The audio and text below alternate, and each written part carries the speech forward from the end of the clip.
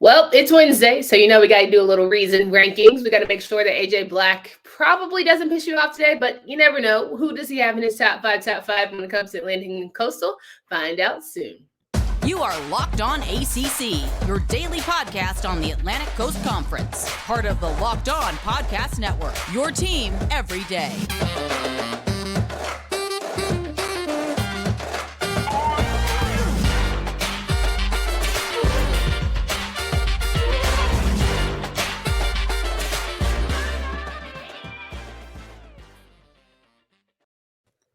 What's up, everybody? Welcome to today's edition of Locked On ACC. I'm your host, Candace Cooper, joined by AJ Black of Locked On Boston College. Got a lot to go over on today's show. We got reads and rankings. We're going to read your YouTube comments that you've had from our past episodes this week so far and a little bit, maybe even further back. But more importantly, AJ, you are the talk of the town, sir. Let me tell you, these people are stressed about your rankings.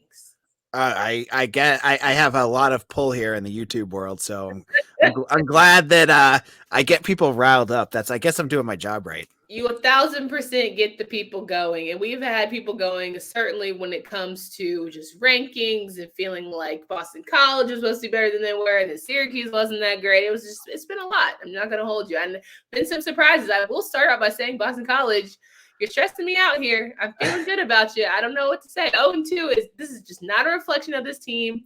Zay has no regrets, right? Like that's how we're feeling, correct? I imagine Zay has no regrets. At least that's what he's saying. Yeah, it's if you want some fun, if you want to hear a fan base completely implode, and there is a Boston College fan base, go check out Locked On BC, the Virginia Tech show. It's ugly. It's very, very ugly. Did your message boards like shoot to the right? Like just oh my gosh. Sound off. Yeah. So in the world of professional sports journalism and writing about teams, there's two things that get you lots of hits: when your team is great and when your team is absolute garbage. And when you're in the middle, like when BC has been for the last 10 years, where you're 7-5, 6-6, it doesn't really move the needle. But when you're really, really bad, that the hits go crazy. People love talking about it. They get angry. I mean, the hyperbole out there is insane. Yeah. Listen, I totally agree. And hyperbole is the perfect transition as we talk about the first episode from Monday that got people really in their feels. I got Seminoles fans down my throat telling me that I didn't understand the greatness that is FSU and how they made the conference. And they're the reason that we're breathing here in the ACC and football status. They have all the percentages and I'm a joke, all the things. Like I've had to block a few friends, but it's okay. I have a few friends here that are ready to read. So if you will indulge me, should App State be a part of the ACC? Listen, you took my joke. Candace, when I got to my number one ranked school, I was gonna say App State, but you already took it. So you could have held it. Didn't have it. So I was gonna. Should they be? No. Should they be? Absolutely not. But why not? At this point, just embrace the crazy. At least they're gonna beat a really good team every now and again. They're gonna give you a little shock value. I felt as if it was just a reason to get people riled up. But more importantly, for those who are dedicated and actually listen to the show, we talked about that for maybe 2 minutes of a 30-minute episode. I was going through your comment section on that and your tweets. Yeah. And you had some people riled up. I had some people locked on stupidity. I was just like, dang, let me know how you feel. But it's okay because I clearly hit the block button and we kept rolling. Needless to say, my friends at the YouTube were a little bit nicer. One of the highlighted comments from Nas Wilson said, man, Candace, you and Kitten are the cousins that show up at the family gathering going back and forth with jabs, but it's all love. It's not a Monday without y'all. And I appreciate that, Nas, because at the end of the day, we try and make it fun. But then based on weeks 1 and 2 from Heartsick Disciple, he says Syracuse looks like they could win 7 or 8 games. We're going to find out how good they are this week when they play Purdue. Syracuse has been surprising for a lot of people, considering everyone voted them to be the last team preseason. Maybe media really doesn't know anything. Yeah. I'm gonna bite the bullet on that one. I have said all along that I think Dino's a good coach, and I have been impressed with what he's doing. And he, even more credit. This is the second year in a row where he has shown that he can build a team in a different way and coach up guys. I mean, Garrett Schrader, who thought going into this season he'd be the best quarterback in the ACC. If you said that to me, I'd say you were insane. Now, I And would say Drake May is the best. Now, wait a minute. I got to give Carolina some love here, AJ. Drake is the best. I mean, Pro Football Focus rankings, if you're going to go by that, it's Schrader, though. But they ain't watch my man Drake. Don't come for Drake now. Drake, he threw one interception, and now we want to throw him away. But, I mean, he's only played 2 freaking games of college football. But I hear you.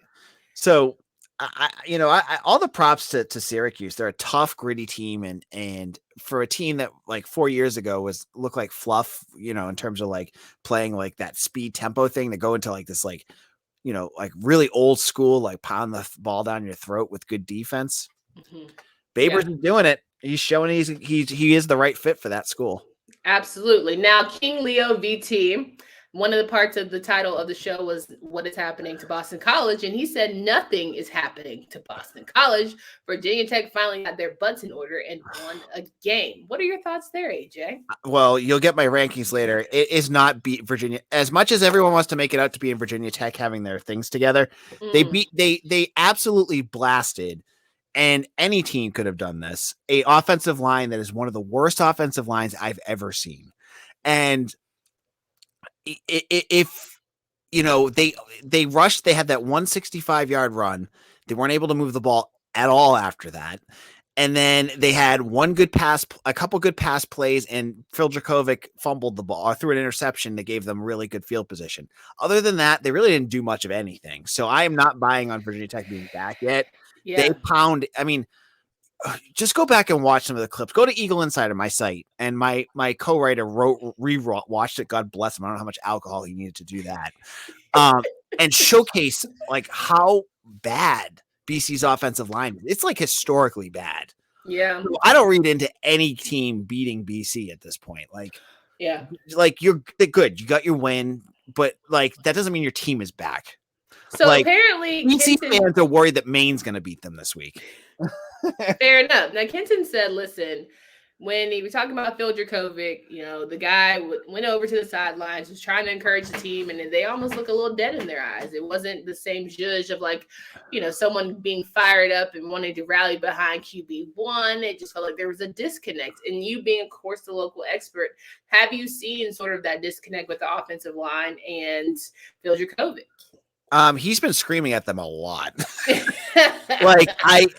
He made some comments too during right after the game press conference. He said, I wish we practiced harder during the game weeks. And I was like, okay, that's weird. Catching strays. Yeah. And Hafley's getting and my biggest issue isn't with the kids, because the kids are kids. Mm-hmm. And they are what they are, but this is all on Jeff Hafley. Okay. Hafley had to have known before Mahogany went down with that injury in the spring. He was that All-American guard that BC had, that you had 4 guys that you had to replace, and you had nobody with any experience, and how you could not have seen that there was going to be an issue putting in 4 new guys, none of them with experience, without hitting the transfer portal, was a humongous oversight by him. And as a young coach, he made a big mistake. He should, and he addressed it today and said he tried to, and he actually blamed money on it, which was interesting. I'd never heard him do that before. Yeah. But, I still have, there's fans that are done with him. They think he's full of excuses and blowing smoke up their butts. But I'm not there yet, but I do think this is a big time strike against him for what he missed and failed to address when he could have, when there were like 300 offensive linemen in the transfer portal. Well, Phil Dracovic should have taken the Kenny Pickett approach and just bought them all steak dinners and every week and made sure they were fed well and really bonded, or buy, the video game with the PlayStation equipment, whatever it is. He needs to button it up a little bit better, because it's a long season. Yep. We're just into week 3. My goodness. All right. So those are the comments from that show. Let's go to the next comments a little bit here. I wanted to talk about, listen, at the end of the day, I said Drake May was the best quarterback in the country. Arguably, if you will, whatever. Someone said, Lamingo Maddox said we will see October 8th if he's the best. All right, cool. I'll remark my calendar. Now we talk about Texas A&M and Miami, which is arguably going to be one of the best games this week. Texas A&M should come out ready to play, says Joe Jackson. This should be a game for Cristobal and staff. Miami has very vanilla offense. I think they've been holding back their playbook close to the chest. Should see some RPOs, something they haven't used the first 2 games, but used those plays during spring game. So in spring game, Everyone was talking about how there was no receivers and they couldn't catch and there was a lot of struggling, but maybe they were just trying to do too much high-flying offense at once, and they simpled it down for these two opponents that they had recently in week 1 and 2, and now they're going to flash us. Do you see Miami pulling off this major upset? I don't think it's a major upset. I think Texas A&M is a team right for, I think they're right on the same level as Miami, and I like Miami's chances here. I think that the Hurricanes have the edge at the quarterback position. And I think Texas A&M, they showed last week against App State that they're not a top-notch team this year. They're not elite, which is crazy given how well Jimbo Fisher has recruited in College Station, but they're not there. And this is for Miami.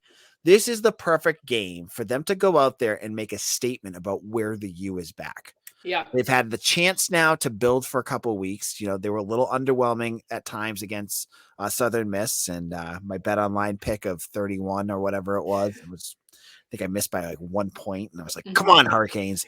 But they ended up turning it on. They put them away comfortably. This is a chance against a team that was top 10, that has a lot of hype behind them right now, that Miami can go out there and smash them in the face and take a win. And I would pick the Hurricanes in this game. I think they're going to win. Yeah, personally, I think that the Hurricanes are going to win as well, only because, as much as Mario Cristobal has been the disciplinarian, they are having fun winning. Like, winning is fun.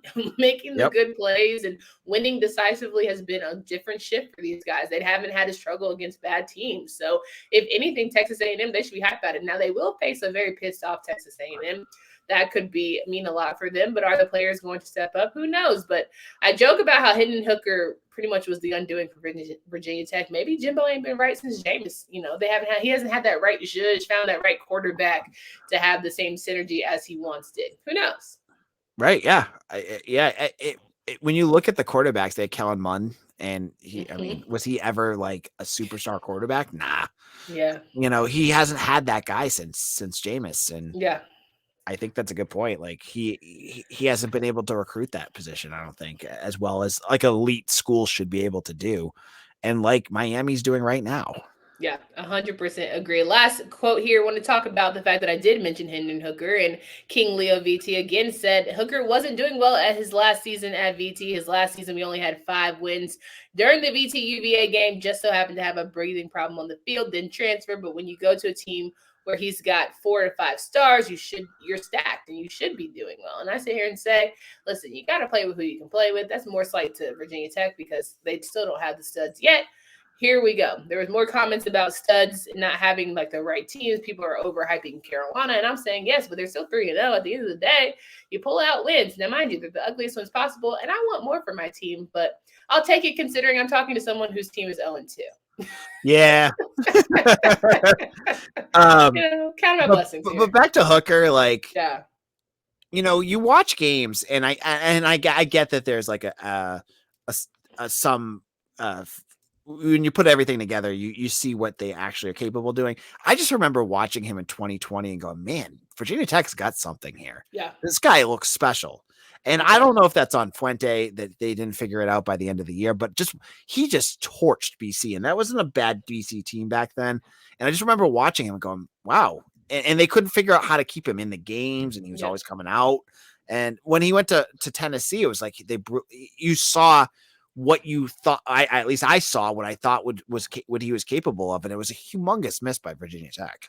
100% agreed, and glad to see him thriving. But more importantly, I'm glad to see that the ACC overall is thriving, and that leads us to the rankings, the weekly rankings done by AJ Black, who gives us very hot and spicy takes, and maybe we'll be tame this week, but maybe not. Who knows? So we're going to start out with the Atlantic Division, as we always do. The top 5, we can go 5-1 or 1-5. How are we feeling this week, AJ? So well, let's restack this because I have to go with. I went with my power rankings over the entire conference. So I have my bottom 5 and top 5. If you want, love that. If you want the ones with their heads in the toilets, I can start there if you want. Let's go with heads in toilets. Love that. All right, I'm gonna start with the 5th worst team, okay. And this is not 5th from the bottom, and that's Virginia Tech. Okay. and that's more not on the Hokies. It's just the play of this conference right now. Everyone's playing really well. Like I had to look at like who is like marginally not playing that well, and they lost to Old Dominion. They beat a bad BC team, and they let BC back into that game when they had no reason to. Yeah. So I have Virginia Tech up there. Okay, and I agree. I think that Virginia Tech still, as much as they did beat BC, there's still a lot of questions with Grant Wells. There's still a lot of questions with that defense, and they're going to have to play an opponent that makes you feel like scratch your head, and maybe this is a turn of the tides for the Hokies, but not yet. But good first win. We will give them that. All right, Who's the fourth worst? Louisville. Okay. They beat UCF. They did. I still have not seen anything from that offense.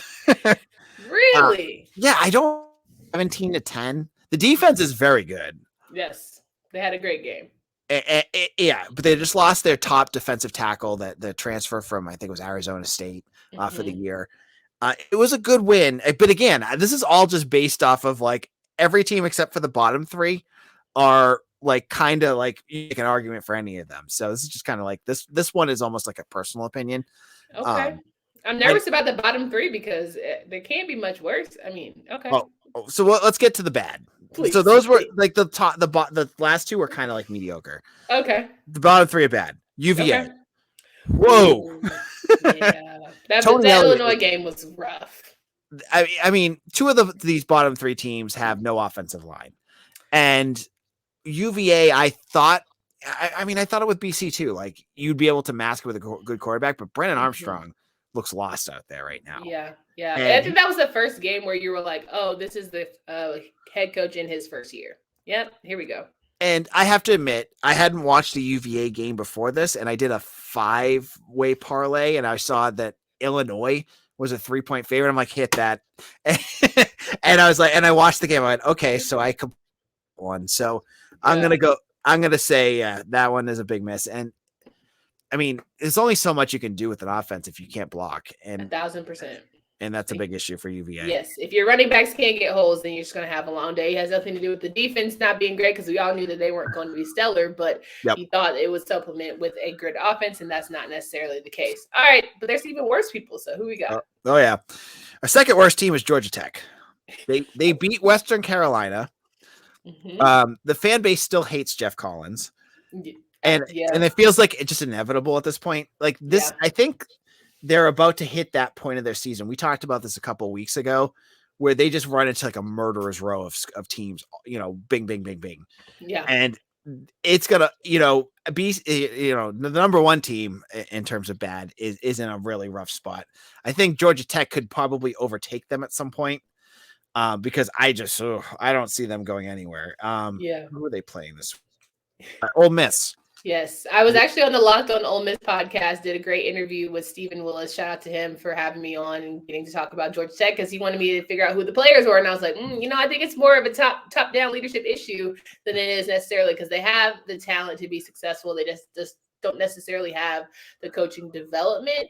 And then when you just look at if they even show a little bit of competitiveness during the Ole Miss game, do you feel like it could be a savior for his job, or Jeff Collins has to beat Ole Miss to even consider keeping his job at Georgia Tech, or is it writing on the wall?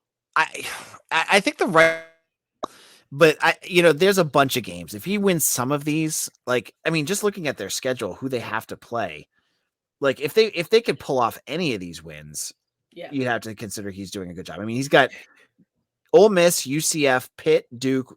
Okay, UVA they could possibly beat. Florida State, Virginia Tech, Miami, UNC, and Georgia. Who are they beating on that schedule? Virginia, maybe. Yeah, Virginia Tech. I guess. It's getting bleak. UNC, they've punched them in the mouth before. It's not impossible. Have you seen that defense? So I have learned again. We have learned my lesson with the Tar Heels here. That don't doubt that. Listen, even Pitt, if Pitt can't figure out who their quarterback is, I know that Keaton Slovis is hurt. I know that Nick Patty's doing the best he can, but I saw you getting comments about that. They need to figure out who's going to be their quarterback moving forward. Yeah. Nick Patty, if he's healthy, I think is good. I like him. I think he's a good he's a good quarterback. 100%. But so they're my number 2 worst team. And okay, all right, strap in for number 1. Boston College. I know you hate to do that because it's hard for you and you know it's not what you were expecting. You really convinced me that we were going to have a good year, but I'd never in my wildest dreams imagined 0-2 start. Oh my God. It feels like, as someone who's covered and watched this team and graduated from BC, it feels like I've hit a time warp to some other bad seasons. 2015, Yeah. BC had the 3rd ranked defense in the country, and they could not move the ball to save their life. It was one of the most catastrophic bad offenses, and this offense is right there with them. Oh God, with Zay Flowers and Phil Dracovic, and Jacobic's all the been hype around them. Against Virginia Tech. Dracovic got hit on 50% of his dropbacks. Jesus. He was just getting smacked. And they have, 36 rushing yards in 2 games? Yeah. They're averaging 2 feet a rush. Sometimes it's just not your year. We make peace with that, and we'll try the best we can to move forward, but it doesn't feel like this season's going to turn around as we speak. In week 2, I can say it's going to be a rough one. I am not. Oh my gosh! I mean, we were hyped about the red bandana game. I mean, AJ, we were over here pumped. I'm having PTSD thinking about what that offensive line is going to look like against Clemson. Oh my gosh! I hope that Dabo just feels pity because some of these kids that they got thrown out there. I mean, that offensive line against Bryan Bresee, Miles Murphy, and KJ Henry is going to be disgusting. And the worst part is they have 2 starters out again. Yeah. so right now, potentially on their offensive line, they have a converted defensive end, a walk-on. This is the man in the mirror type of turnaround for them right now. They have to have a strong point of their season. This is the man in the mirror part of their season where they have to look deep within and figure out who they want to be, and hopefully they can bounce back. So we're gonna send positive juju their way. It's looking bleak. And to the Rutgers fans 3 weeks out or 2 weeks out now that continue to hit up every post I put up with chop and all that stuff, I love you. Keep doing it. I don't care. Okay, I am a journalist. I cover the team. Yes, I am a BC graduate, but I am not a fan. Yeah. Be clear. You keep calling me a fan. I'm not a fan. I don't care. Yeah. Come at me crazy if you don't come. Make sure you know I am not a fan. Swing at the king. If you're gonna swing at the king, you best not miss. And AJ. I don't care. I love that. All right, so we got to talk through our top 5. Who are we feeling good about? And this is where it got spicy for you last week, so I'm praying that you just have a good list so our comments don't go to shambles. But here we go.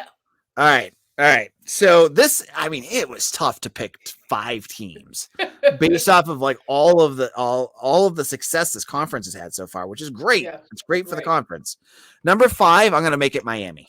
Okay. Oh, still? Oh, okay. I'm gonna put them in there. AJ, you don't want us to have nothing nice. You know these people are gonna eat you We up. Can't have nice things, Candace. Why Miami at number 5? I was expecting them to smack Southern Miss, and they're good. 5th best in the ACC, good. Okay. But they didn't go out there and just run them through the ringer, which is what I kind of was expecting them to do. So I put them down a little bit. So the win wasn't as impressive as you would have. Yeah, it wasn't it was like a quality of win type of thing. And please hit that comment section below. Say, AJ, you don't know what you're talking about. I'm fine with that. Go for it. It wouldn't be the first time. Shoot, look. Yeah, whatever, go for it. Whatever. All right, number 4. I'm gonna go with Wake Forest. Okay. I saw a lot out of it. The defense played better. I liked it. Better-ish. I guess they let up 25 points to Vanderbilt, which is could be 70. It could be. Listen, we've had 50 points against from Army. We got to take our wins where we can get them. But Sam Hartman looked like Sam Hartman again, and that in itself. And Liberty. Did you see the quote the Liberty defensive lineman said about Sam Hartman? I didn't. I believe he said something on the line of they do that slow draw thing, and that's cute and whatnot. But we're gonna I was like, they're gonna beat you by 60 points now. Right. They put that plaster right up on their locker room tape, and it's just gonna be a long day for you. Sam Hartman seems like a guy that would see that, and put that on his locker and say, "Okay, you're gonna say that, then we're gonna do this to you all day long." So Wake Forest is my number 4. Looking forward to that post game presser for sure. Number 3, who we got? I'm gonna say, and this is where AJ gets wrong. Syracuse. Okay. Syracuse fans, are you listening? Because y'all tend to feel like we don't give you no love. Number 3. I love it to see it. Love their defense. Garrett Schrader is showing me that I was wrong. And I'm not a media person that will double down on things I make wrong. I love to live it up, tell you when I screw things up. Yeah. He's showing me I'm wrong right now. Yeah, they beat UConn, but they also beat Louisville. They spanked Louisville. Yeah. And they have a big game this week against Purdue. I think Syracuse looks really good in this game. I'm not that sold on Purdue. I think they could easily be 3-0 and really, I mean, all that hot seat talk about Dino Babers is going to go away. Simmer down, and I want everybody who gave me flack about it to apologize to me, and I'm gonna look dead at you from all my Apple Podcast people who want to give me some flack about supporting Dino. I have supported that man thick and thin, and I'm gonna support him forever because I think that ultimately sometimes you just need to get better people in your background, and he's learned how to delegate well, and we still got process to go. Now, please don't embarrass me in this Purdue matchup because I don't want to take none of it back. So please, that's all I'm asking. We're gonna lose by 24. Right. Number 2. Florida State. Okay. Interesting. All right. Yeah, I mean, so they beat, they had their big win against LSU. Yep. They had their win against Duquesne. Mm-hmm. I think they have who they play this week. Louisville. I like their chances there. They win that. They're gonna eviscerate BC, and they're gonna be 4-0. They could be 4-0 in a couple of weeks. They could be, and then it's Mike Norvell is the greatest thing since sliced bread. Mike Norvell should have never been considered fired. Jordan Travis is the Heisman quarterback. Like it's all the hype. Which listen, he's the best quarterback in the ACC. I think he's the best quarterback in the ACC. You hear me? I got guys sending me clips of long, deep ball throws that he's done. Like listen, he's a great college quarterback. I'm not taking that away from him, but playing at the next level is a different beast, and that's okay too. But right now, I'm just going to enjoy the Seminole season. I'm not saying nothing negative about them, except, you know what? I hope it's worth it. Y'all worried about being the best in the ACC. Worry about the buyout that you might have to potentially get if you don't keep going the way you're going. Positive vibes, okay? Yep. There you go. Number 1. All right. Is this one going to get me crap again? Because I'm going to say Clemson. Okay. Clemson again? No, I'm just kidding. But, the Furman win was like, okay. Yep. It was good enough. Now, should they have annihilated them the same way you're giving Miami flack about not, winning big against Southern Miss? Clemson didn't exactly overkill with their offense on last Saturday. Right, and Dabo was kind of ripping them a little bit in the media this week. Yeah, but I think we all see what the writing on the wall is with this team. Like the defense is disgusting; it's so good, but DJ is. I don't know about him. Not sold. Not sold. Are we still on Cade Klubnik watch? I am. I think it's going to happen sooner than later. They've been teasing them in and out. Yeah. I think it's going to be teasing him in more soon. You know what I mean? Yeah. And that's going to be the writing on the wall. And does he have enough talent around him to make this offense work? I'm not sure, but he looks every bit the all ACC type of quarterback. And if they get an all ACC type of quarterback with that defense, they're going to be the best team in this conference. No doubt about it. I think they're definitely riding the tide well, but there are a lot of teams, as you mentioned, that the 5 that you mentioned very much have a conversation. The fact that NC State's not in the conversation is a little bit nerve-wracking for all my Pac fans. I'm not going to hold you because I picked them to win the whole kit caboodle. So I'm just saying next week when we evaluate AJ, the Charleston Southern win was pretty nice. So let's just make sure we're giving them love on the back end. I don't know. Maybe you're just not feeling NC State. That's fine too. Yeah. I did kind of leave NC State out, but I also didn't. It's okay. Again, not NC State being an afterthought. Never. They're 2-0. They got Texas Tech this week. That should be a fun one. That's going to be a great game, for a lot of different reasons, but I'm excited to see how they can step up big with Big 12 matchup and Big 12 ACC. We know we're the lower tier conferences when it comes to SEC and Big 10 conversations. So maybe they can hold themselves accountable like we saw last year where they had to with Mississippi State and they fell short. Maybe with Texas Tech, they can do big things. Yeah. Yeah. So, and yeah. Devin Leary, I think I had the highest ranking on Pro Football Focus for running quarterback. So that's something. He did 90.9. So we're excited to see more of what can happen for the rest of these teams. But AJ, it's always a pleasure to have you here on this show. I can't wait to see this episode pop up, and I can't even more wait for these people's reactions. If you want to follow more of AJ, can you remind them where they can find your work? Yeah, I would recommend you get into my comment section on Locked On BC on YouTube, where everyone else rips on me all the time, and I love it. It gives me the sustenance I need to survive writing about BC football for 5 days a week. Yeah.